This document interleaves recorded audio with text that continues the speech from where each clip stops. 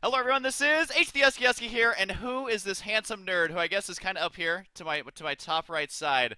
Who am I with here?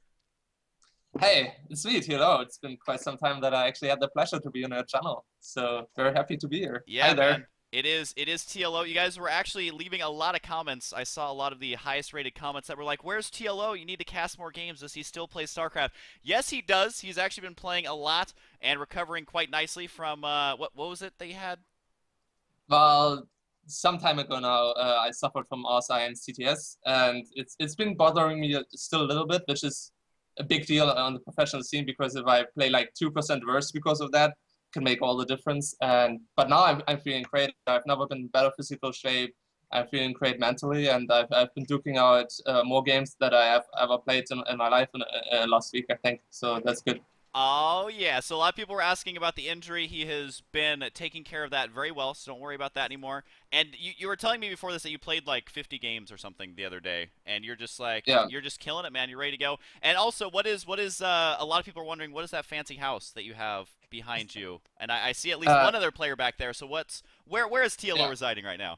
So that's Supernova over there, and basically OGS expanded, and then Shinro, Supernova, Hero, Huck, and me just got our own private house in Korea. It's not a team house; you can't call it a liquid house. It's just a bunch of friends living together in Korea and practicing their heart out for StarCraft That 2. And yeah, that's in Seoul, Korea, and pretty good to be here. That is awesome. So, what this video is going to be, other than showing off my mohawk, which I just had to re-dye.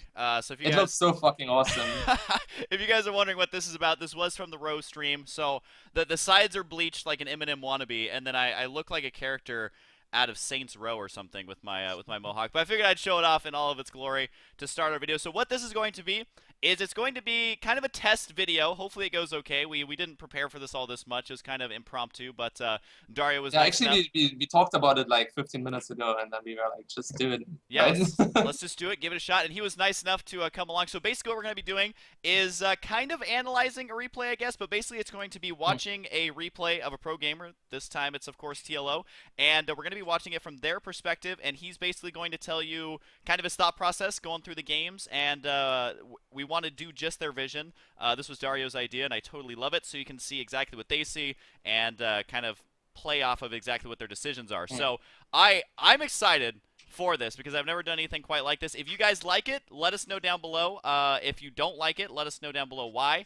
But I'd like to make this a thing if you guys enjoy it. So definitely give big props to TLO, and I'm gonna have all of his links down below. So while this game's getting started, definitely go check it out. All right, let's see if I can hit the right hotkey to switch back into game. Oh, there we go. Oh, it looks so good. I feel so badass every time I use XSplits. So I'm going to go ahead and start the replay here. Hopefully Dario can get synced here.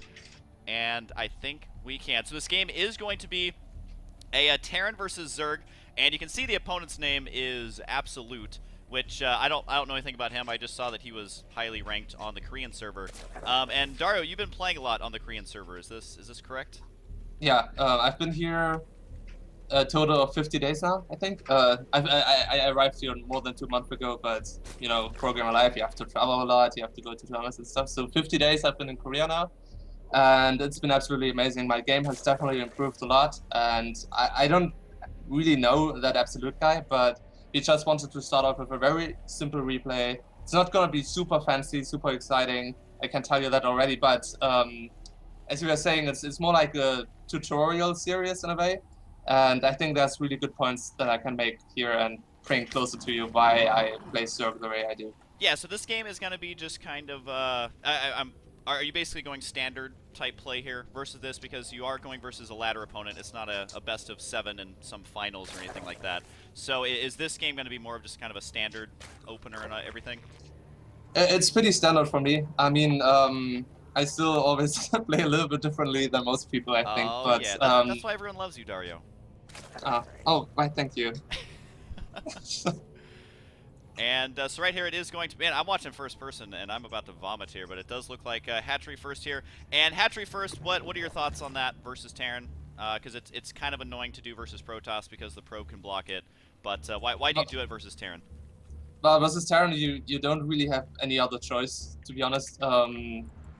Because Terran is very strong economically. You can't really put pressure on the Terran at the beginning, and I think Terran's economy just gets out of control quicker than Protoss economy. And he doesn't even need to get like a forge or a cannon to expand. He can just get straight units out and doesn't need to invest into defense. And even if your opponent goes 2 barracks, hatchery first sometimes is even better than pool first, because you can get spine crawlers up at your front. If he goes 2 barracks and just contains you down your ramp, you're just as much screwed as you would go hatchery first and lose it. So you have to do it. As simple as that. You need to get your economy as quickly as possible, and if your opponent rushes you, you need to be able to defend it with drones and Zerglings and spine crawlers. You don't have any other option. Okay, cool. Yeah, and I think that if this video goes over well, we're definitely going to have to basically see how you deal with 2-racks, because 2-racks was something that was crushing Zergs for a while. But I feel like Zergs were just kind of like, well, I can use drones and a spine crawler to hold it off if they micro correctly. But this game, he's not going to be going for 2-racks right away, so it's going to be more of a macro style. And usually when you open up versus a Terran, I see that you scouted with your first Overlord. Is there a reason that you don't drone scout and you just kind of wait for the Zerglings to come out? It has something to do with the map, because it's not that such a far path for the Overlord. You can get a nice position there, and you can basically just scout if he goes one Rex or 2 Rex with your first Overlord. And the second Overlord I actually sent down to scout 1 proxy location at least. So I had a 50-50 chance to know for sure whether he goes proxy or not.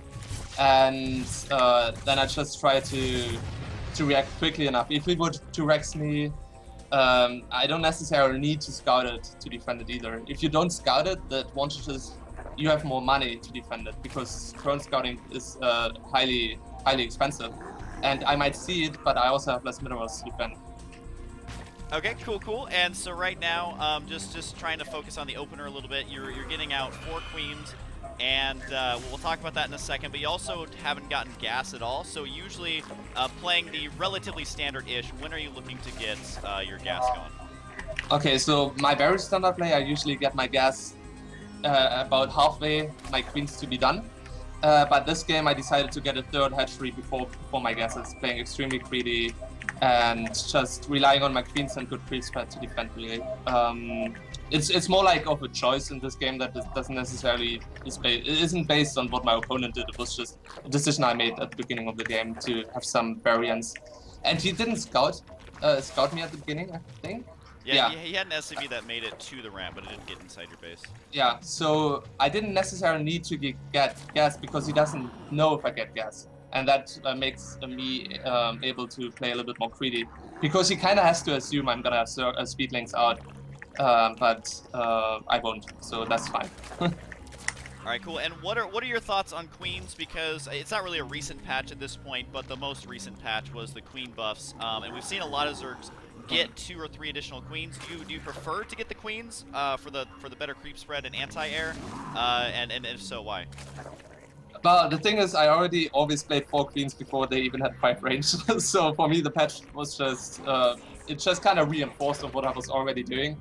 I think creep spread is. It sounds a little bit like an exaggeration, but I think it's the most important thing in ZvT, because it just makes your army 50% more effective to fight on. It gives you scouting, it gives you map control, it slows down Terran, it makes you faster, and that's why getting out 2 queens early on just gives you that exponential creep growth very early on. Okay, and you just saw, I think it was only 2 Hellions poking into your natural, and from what you've seen the Terran player do so far, you haven't really scouted his main base, but what's kind of going through your head as to the potential things that could be coming out of Terran right now? Okay, so there's 2 big things Terran can, well actually 3 things Terran can do. It could still be mech, that's why I'm sending in an Overlord right now to find that out. It could be 6 Hellions and the Banshee with Cloak, and the second Banshee followed up. That hits at around 8 minutes. That's why I made Spore Crawlers, my natural and my 3rd base. And it could still be a Marine Hellion push, but now my Overlord is gonna scout the 3 command centers, and I know I can just drone up and tech up and don't need to worry for an attack at this point. and you're adding in the Baneling Nest at around the 9-minute mark, dealing with those Hellions in the center. And there's only 2 Hellions there, so yeah, nothing too crazy out of the turn. What's the point of the Roach Warren and Baneling Nest timing? Is this like more defensive, or is it just trying to deal with any pushes like in the center of the map? The Roach Warren was actually a little bit of a mistake, to be honest. I kind of started it preemptively if he would go mech because he wasn't showing any map presence whatsoever. I should have cancelled that one, but the Baneling Nest is just necessary. It's gonna sync up with the lair timing, so I can get speed if I don't forget it this game. And also, I see him make 3 depots at the ramp, so this game I'm gonna bust those depots, not even to get into his natural, but just to supply block him.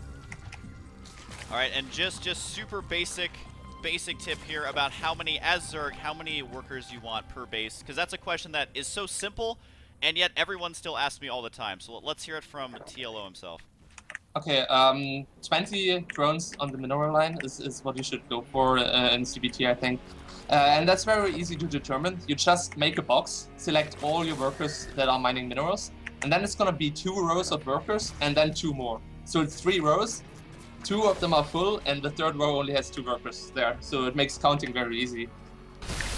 Okay, cool. And we see you basically Baneling busting that kind of weird wall-in. Is that a wall-in at those rocks that you've ever seen before, or is that just that guy being kind of fancy? It happens from time to time. Most people put barracks there just because of the same reason. Just killing 3 depots supply blocked him pretty heavily, and he can't spend his money right now. So even though I don't think I spent less minerals and gas than him to kill those depots, it still was a good investment because I have a stronger economy anyways, and it's going to delay his push. ZvT is all about delaying Terran, because Terran is very strong in mid to late game, but when Zerg gets tech 3 units out, it can become very easy to crush Terran armies. So it's kind of a race against the clock to deny Terran from moving out. And as you can see, my creep spread is already, well, in front of his 3rd base, and that's gonna be huge because it's just a perfect tool to deny Terran from moving out. He doesn't want to fight on creep, so he's gonna have to slowly start denying that, and it's just gonna make him so much slower. Okay, and we see you just busting down the wall again, and right now we saw a bunch of Overlords go on his main base. Was that intentional, or was that an accident? It looks like you're being attacked over here on both bases right now. Yeah, I had 2 spore crawlers, so that took out 1 medivac over there. And the Overlords were indeed a fake drop. I just wanted to scare my opponent a little bit, gain some more time. Because if he sees those Overlords, he doesn't know if they're empty or not. So no matter what, he has to send in units. And those units can't attack me, so that's what I'm happy about. And the drops did a little bit of damage. Was a little bit sloppy of me. Should probably already have had spine crawlers up at my 4, but overall, not too bad actually. And Terran is moving out, and yeah, he's gonna have to use so many scans to clean up all that creep. If you look at it, it's gonna be five scans to come to my natural or to my 4th base, really. Yeah, he is attempting to clean up with just 2-2. So overall, with this build style that you're going, I mean, you're working on Banelings, you're still droning up a little bit, and you're going straight. It would appear for the Ultralisk Cavern. And so, what's kind of the thought process overall with the play style you're going? You're spending a lot of gas on Banelings and Infestors, and then how is it that you feel safe enough to be able to get the Ultralisk Cavern? Okay, so because I have so much creep, Banelings on creep with speed are insane. Terran can't just move out. He has to leapfrog forward with siege tanks, because if he's unsieged and I have Infestors with Fungals and Banelings on creep, I'm just gonna kill everything before the siege tanks even can get a single shot out. That's why I can just get the Ultralisk Cavern out pretty comfortably. And now you can see, because I have the creep, I can preemptively fungal his army and just keep slowing him down.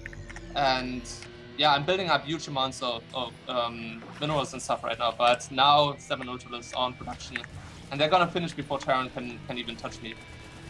Okay, and right now, I mean, your unit composition is pretty good because it's basically Marine Siege Tank. He's starting to get some Marauders out there, and it looks like there will be an engagement here pretty soon. But at what point do you think, like, Ultras aren't cutting it, I need to have Broodlord at least as a tech option? So when in your mind would you have to have that tech started for Broodlords? I feel like when Terran is about to get his 4th base up, you really need to have brute lords. As long as Terran is only on 3 base, and you're on 4 or 5 bases, sir, you can be fine with ultralists because you don't have to trade entirely efficiently, and you can lose more than your opponent. Then ultralists are fine, and he can't produce out of like 20 barracks yet. But when he has 4 base, you definitely need to get brute lords at some point, unless the game like stays very aggressively throughout the match. But brute lords in general are always good to have. It's best to have both options really. You can just switch around. Okay, and in the center, a ridiculously large battle. He had all of his units spread out. I mean, I didn't see any massive bundles until just now. So if you're a Zerg trying to engage basically an entrenchment like that, what is it that that made that attack work and basically just completely own him? Okay, here's something people do wrong a lot, especially on the lower level, but even on programmer level, it happens. First of all, I attacked from 2 sides. Could have potentially attacked from 3 sides, but 2 sides was enough in this case. 3 sides always being better.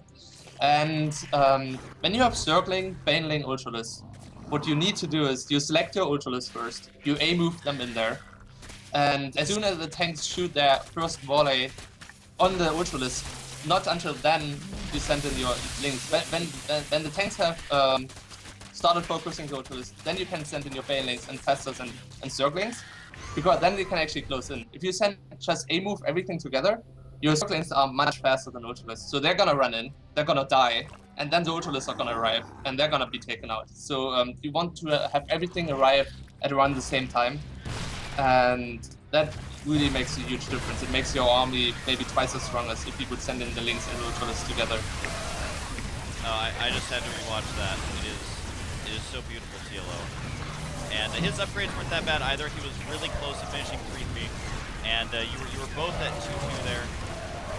And yeah, we're able to clean that up. I also like the non-stop, or at least towards the end there, you're able to get some Banelings and burrow them. He eventually cleaned them out there and tapped out. But basically... Oh yeah, that's a very good point too, by the way. The Infestors are very vulnerable to be taken out with tanks. So you should always get burrow, and then kind of move in your Infestors. You can at first have them unburrow to just fungal the very first Marines you're going to encounter. But as soon as they get picked off by tanks, you want to burrow them and then get them in to make them, well, not die to tanks, really. Cool, man. So this game was a pretty passive one from the Terran.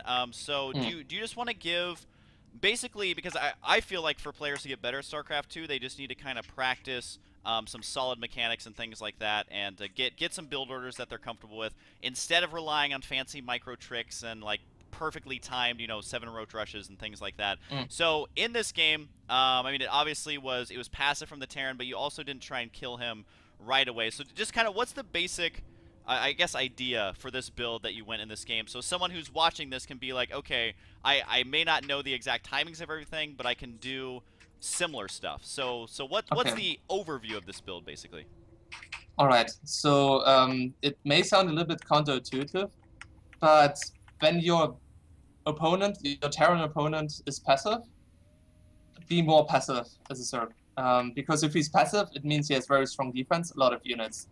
And that means you're kind of going to have to rely on a little bit of harass and very strong economy, because he's going to have an insanely strong push. And if you try to finish him off too early, you're going to lose too many units, and you're just going to be vulnerable to counterattacks, and you're not going to get your economy up that you want to have. Going into this game, the way it developed, I knew I'm not going to fight him before Hive.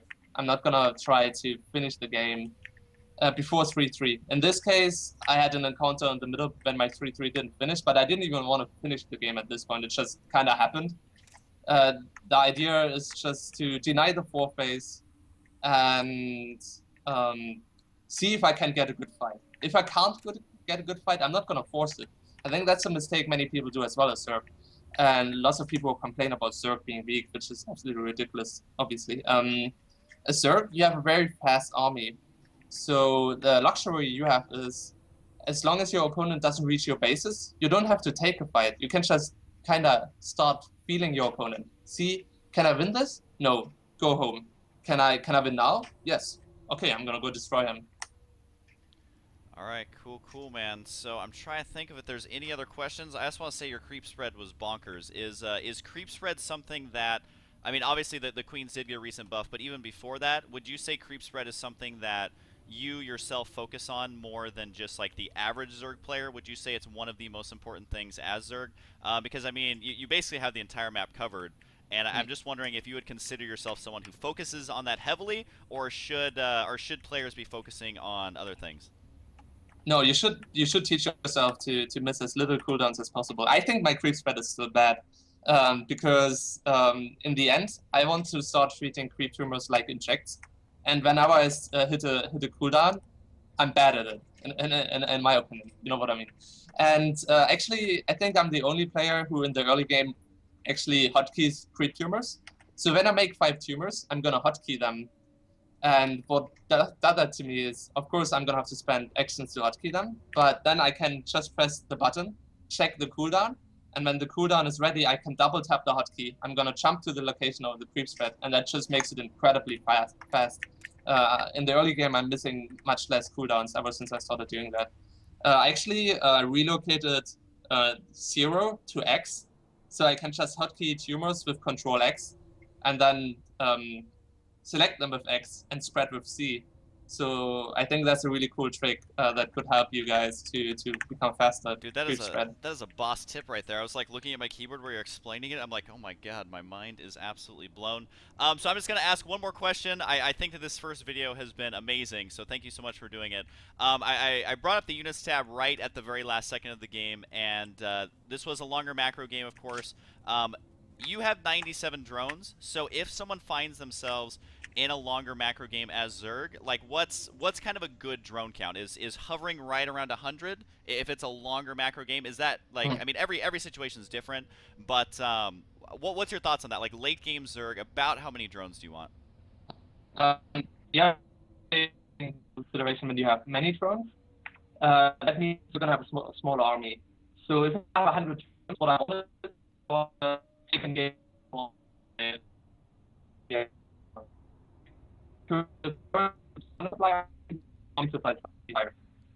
Which means the more frequent the battle happens, the better it is for me, because I can reinforce more quickly. It's just a bit more.